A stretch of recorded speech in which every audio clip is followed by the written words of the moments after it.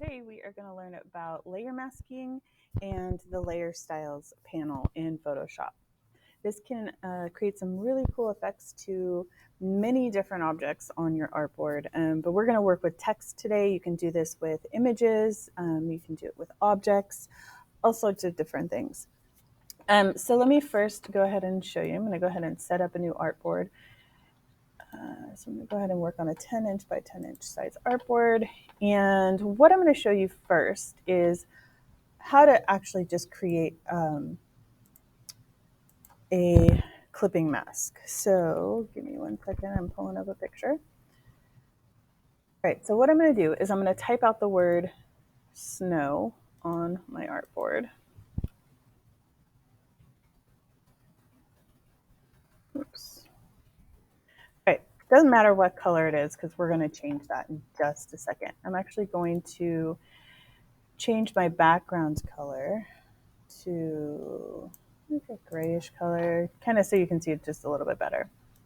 All right, so what a layer or a clipping mask does, it puts something above a layer and you're going to clip it or attach it to only that individual layer.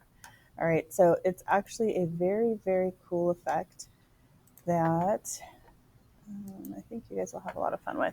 All right, so I typed out the word snow. Now I'm going to go find my picture.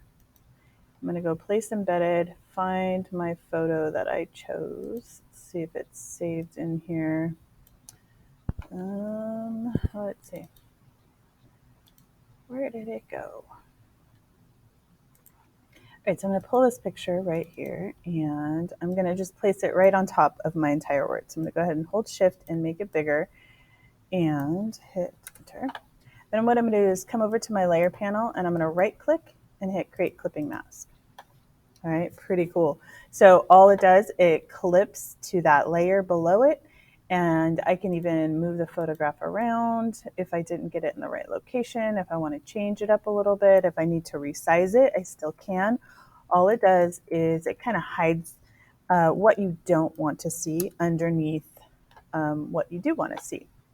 All right, so that is a really fun effect that you can do.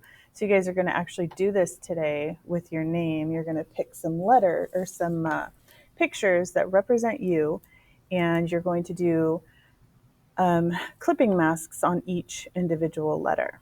Okay, so next thing I wanted to show you was the layer style panel, and I'm going to go ahead and create a new video on how to do that one.